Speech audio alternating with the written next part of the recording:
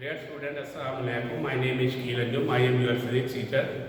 Today our topic is chapter number 10, simple harmonic motion and waves.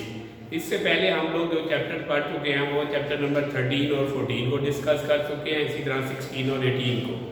13 और 14 का pair बनता है, उसके बाद 16 और 18 का। अब हम चैप्टर नंबर 10 जो है बुक के स्टार्ट में उसको डिस्कस करने लगे हैं, जिसका नाम मैं पहले बता चुका हूँ, simple harmonic motion and waves. Simple harmonic motion को ऐसे चैम्प का नाम भी देते हैं। सिंपल हार्मोनिक मोशन को पढ़ने से पहले हम वाइब्रेटरी मोशन के बारे में पढ़ते हैं। To and fro motion about a point is called vibratory motion, या बैक एंड फोर्थ मोशन को भी हम वाइब्रेटरी मोशन का नाम देते हैं। इसकी एग्जांपल हम मोशन ऑफ सिंपल पेंडुलम ले सकते हैं, या मैस अटैच वो स्प्रिंग ले सकते हैं। वाइब्रेटरी मोशन जो है उसका दूसरा नाम जो है उसको हम सिंपल हार्मोनिक मोशन का नाम देते हैं।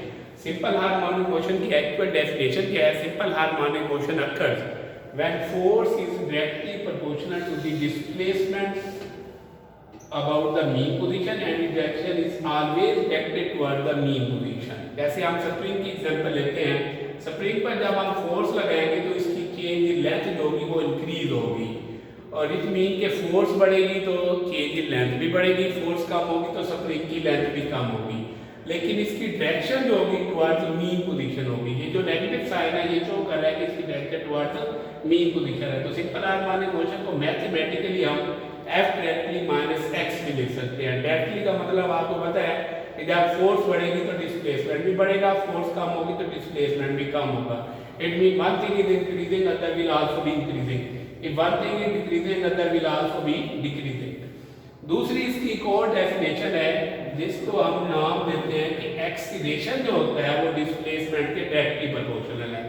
इसको हम इस तरह डिफाइन करते हैं, simple harmonic motion occurs acceleration is directly proportional to the displacement from the mean position, और नेगेटिव साइन का मतलब क्या है? Its direction is always directed toward the mean position. ये जो डेफिनेशन हमने सिंपल हार्मोनिक मोशन की है, इसको हम लोग मैस अटैच और स्प्रिंग से हम प्रूव भी करेंगे। प्रूव करने के लिए हम एक डायग्राम बनाते हैं। एक सपोर्ट है हमारे पास, फिक्स सपोर्ट है, एक तरफ से हमने उसको स्प्रिंग के साथ अटैच किया है, दूसरा हमने मैस को जो है अदर एंड से उसके साथ अटैच किया हुआ है। अब यहाँ पर जब अटैच किया हुआ है तो हमने क्या किया है? स्प्रिंग को एक हॉरिजॉन्टल सरफेस पर रखा हुआ है जो कि फ्रिक्शनलेस है। जब हम रेस्ट में मैस था तो यहाँ पर फोर्स भी जीरो थी और इस पर डिस्प्लेसमेंट जो था वो भी जीरो था। जब हमने फोर्स लगाई तो जाहिर बात है स्प्रिंग जो होगा वो स्ट्रेच होगा, और उस जो स्ट्रेच हुआ उसको हम जाहिर करते हैं एक्स से, उसका जो डिस्प्लेसमेंट है उसको हम एक्स से डिनोट करते हैं। अब यहाँ पर जब हमने इसको एक्स से डिनोट किया, स्प्रिंग यहाँ पर इसको हम मीन पोजीशन का नाम भी दे सकते हैं। ये हमारी है मीन पोजीशन,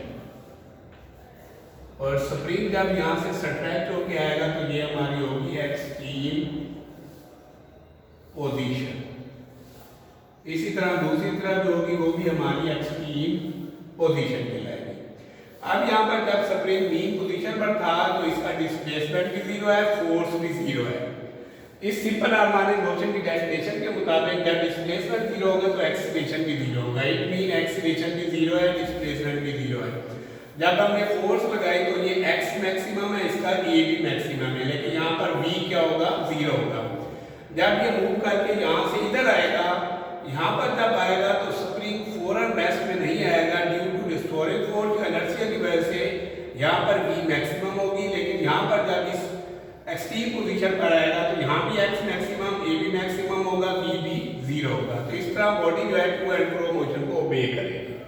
इट मीन ऐसी बॉडी जो टू एंड फ्रो मोशन को ओबे करे, इसका मतलब है वो वाइब्रेटरी मोशन को ओबे कर रही है और वो सिंपल हार्मोनिक मोशन को भी ओबे करती है। अब हम इस मैस स्प्रिंग सिंपल को मैस स्प्रिंग सिस्टम को मैथमेटिकली प्रूव करते हैं। हुक्स लॉ क्या होता है हमारे पास? According to Hooke's law force is directly proportional to displacement, force is directly proportional to displacement of the spring के इक्वल होती है। अब यहाँ पर मैथमेटिकली हम इसको लिख सकते हैं force directly proportional minus x के।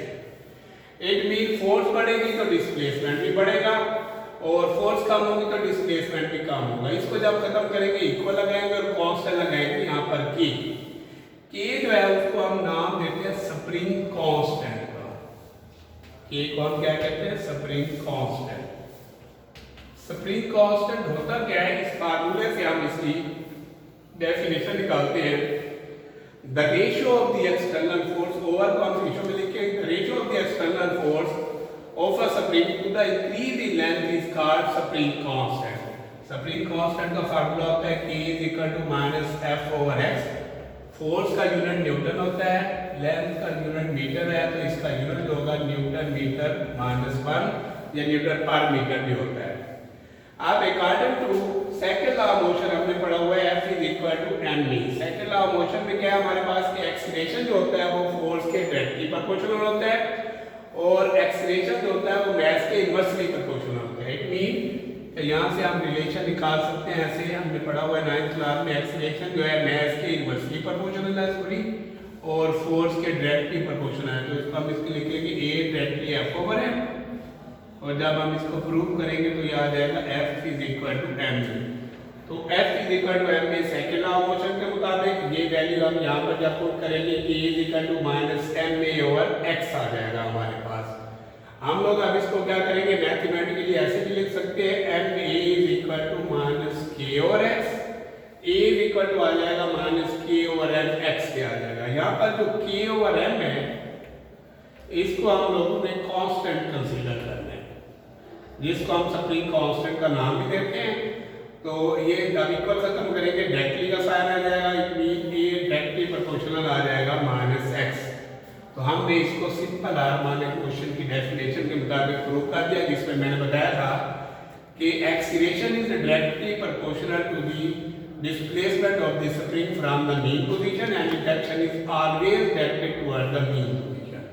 ये प्रूव करने के बाद फिर मैंने स्प्रिंग की एक डायग्राम बनाई थी, उसमें मैंने आपको पहले बता चुका हूँ फोर्स 0 होगी तो डिस्प्लेसमेंट भी 0 होगा। जब डिस्प्लेसमेंट मैक्सिमम होगा तो एक्सीलरेशन भी मैक्सिमम होगा, लेकिन जब स्प्रिंग यहाँ से मूव करके आएगा यहाँ कुछ देर के लिए वो रेस्ट में आएगा, v जो होगी उसकी 0 होगी।